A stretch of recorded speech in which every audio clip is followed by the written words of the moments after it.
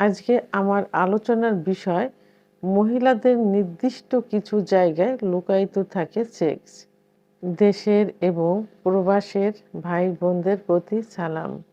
আসসালামু আলাইকুম। আসলে আজকে আমি যে বিষয়টি নিয়ে আলোচনা করব সেটা মানে প্রথম যে এটা আসে সেটা অনেকে শুনতে হয়তো একটু খারাপ লাগবে, কিন্তু তারপরে এটা জানা কিন্তু অত্যন্ত প্রয়োজন, অত্যন্ত। কারণ একটা সংসার কিন্তু টিকে থাকে স্বামী স্ত্রীর মধুর সম্পর্কের মাধ্যমে। কিন্তু সেই সম্পর্কটা যদি না থাকে তাহলে কিন্তু সংসার টেকে না। অনেক সময় সংসার কিন্তু ভেঙে যায়। আর সংসার থাকলেও সেটাকে সংসার বলে না। গ্রাম্য ভাষায় বলে দোজখখানা বলে ফেলে। কারণ পুরুষ বাসায় আসতে চায় না।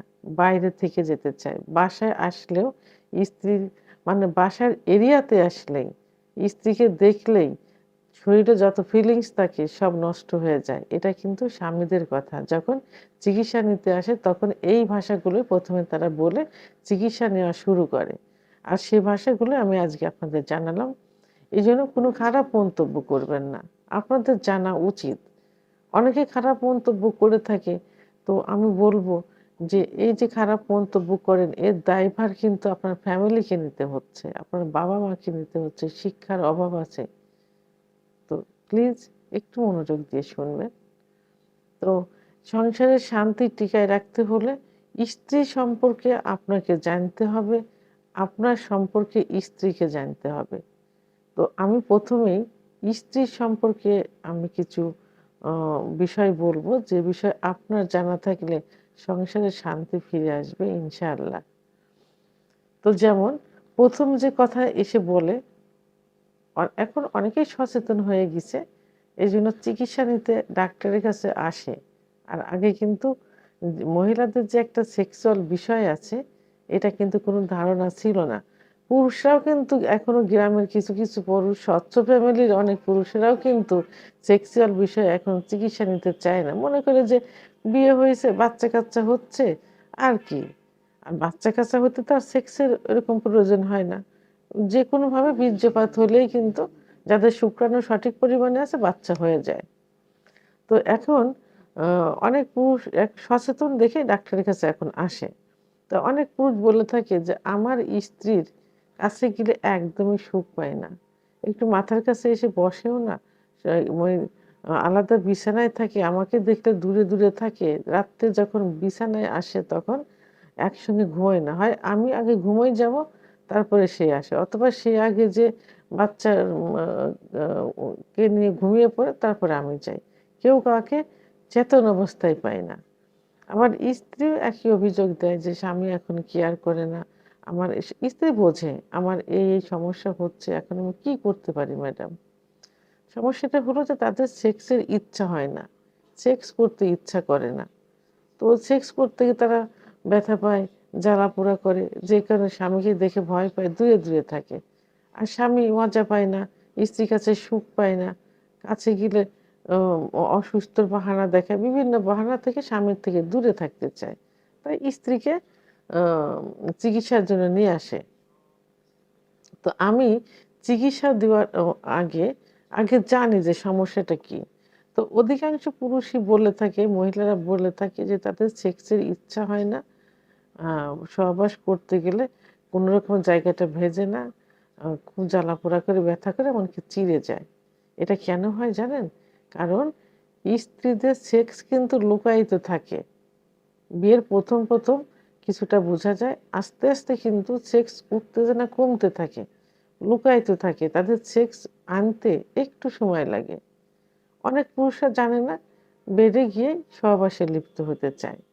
কিন্তু তারা বোঝে না যে স্ত্রীকে একটু তৈরি করতে হয়। স্ত্রীর ফোরপ্লে করতে হয়। এটা সম্পর্কে তাদের ধারণা নেই। আর থাকলেও তাদের ইচ্ছায় যে সঙ্গে সহবাসে লিপ্ত হয়। এতে কি স্ত্রী সুখ পায়? কখনোই সুখ পায় না। তার কি অর্গাজম হবে? কামড়া আসবে? জায়গাটা ভিজবে? কখনোই আসবে না।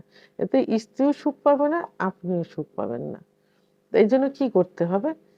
স্ত্রীর কিছু নির্দিষ্ট জায়গা আছে। যে জায়গাটা সম্পর্কে আপনাদের ধারণা থাকলে স্ত্রীকে সহজেই অর্গাজম ঘটানো যাবে। অর্থাৎ সহবাসের পূর্বেই অ্যা কিছু জায়গা আছে, জায়গাটা স্পর্শ করতে হবে, আদর করতে হবে। স্ত্রীদের অর্গাজম করতে ফোরপ্লের মাধ্যমে প্রথমে দেখা যায় যে 10 থেকে 15 মিনিটের মধ্যে অর্গাজম হয়ে যায় কিছু কিছু মহিলাদের। অর্থাৎ কামরস আসে, সহবাসে গেলে জায়গাটা ভেজে স্ত্রী সুখ অনুভব করে, এতে স্বামীও সুখ অনুভব করে। তবে কিছু মহিলা আছে যে যাদের 30 থেকে 35 মিনিট লাগে, অনেক সময় লাগে, লুকায়িত থাকে, এই জন্য যে একটু দীর্ঘ সময় ফোরপ্লে করতে হয়। মহিলাদের নির্দিষ্ট কিছু জায়গা থাকে, সেই জায়গাগুলো আগে জাস্টিফাই করতে হবে, বুঝতে হবে। তবে হ্যাঁ, এই জায়গাগুলো আমি বলার পূর্বে আপনাদের আগে জাস্টিফাই করা উচিত, বা নিজেরাই আগে দেখা উচিত যে আপনার স্ত্রীর কোন কোন জায়গায় স্পর্শ করলে সে নরম হয়, সে লজ্জা পায়, তার ভিতর মেয়েলি একটা স্বভাব চলে আসে, এইগুলো আগে খুঁজতে হবে। তা তো এর মধ্যে প্রধান যে জায়গাটা, সাধারণত গ্রাম্য ভাষায়, গ্রামে কিন্তু দেখবেন যে মহিলাদের প্রথমে কোথায়ও আদর করলে বা যাকেই প্রথমে আদর করলে কোথায় আদর করে, কপালে চুম্বন দেয়। কপালে চুম্বন দিলে দেখবেন যে ছোট বড় সবাই কিন্তু একটু লজ্জা পায়, কিন্তু অর্থাৎ লাজুক একটা ভাব চলে আসে। সেহেতু স্ত্রীকে প্রথমে কপালে চুম্বন দিবেন, দিলে তার ভিতরে একটা নরম ভাব চলে আসবে। এরপরে কোথায়, 2 কানের লতিতে, এরপরে উভয় পাশের স্তনে স্পর্শ করবেন এবং স্তনের যে নিপিল থাকে অর্থাৎ বোটা থাকে, বোটায় হাতের স্পর্শ দিবেন এবং একটু চুম্বন দিবেন। তাহলে দেখবেন পরিপূর্ণভাবে তার সেক্স উত্তেজনা আসবে, অর্গাজম হবে। আর অর্গাজম হলে কামরাস চলে আসবে এবং সহবাসে জায়গাটা কিন্তু পিচ্ছিল হবে, কোনো সমস্যা আর হবে না। এরপর তার মহিলাদের চুলের এক ধরনের ঘ্রাণ থাকে, চুল স্পর্শ করলে কিন্তু তার ভিতরে সেক্স উত্তেজনা চলে আসে। তারপর কোমরের দুপাশে হাত দিলে, আলতোভাবে হাত দিলে সেক্স উত্তেজনা আসে। মহিলাদের খুব সেন্সিটিভ একটা জায়গা আছে, যেটা পুরুষরা কিন্তু অহরহ স্পর্শ করে থাকে, ব্যবহার করে থাকে, কিন্তু তাদের ধারণা নেই যে এই জায়গাটা কি, এই জায়গাটার গুরুত্ব কতটুকু। এটা নিয়ে কিন্তু আলাদা ভিডিও আমার করা আছে, আলাদা ভিডিও।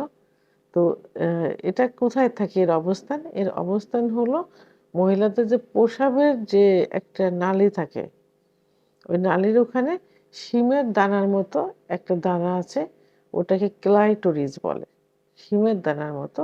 ওই ক্লাইটোরিসে হাত দিলে, ক্লাইটোরিসে পেনিসে অর্থাৎ গোপন পুরুষাঙ্গের স্পর্শ করলে কিন্তু খুব সহজেই কিন্তু অর্গাজম চলে আসে, দ্রুত অর্গাজম চলে আসে এবং কামড়া চলে আসে। এটা সবথেকে গুরুত্বপূর্ণ একটা জায়গা, সেন্সিটিভ জায়গা।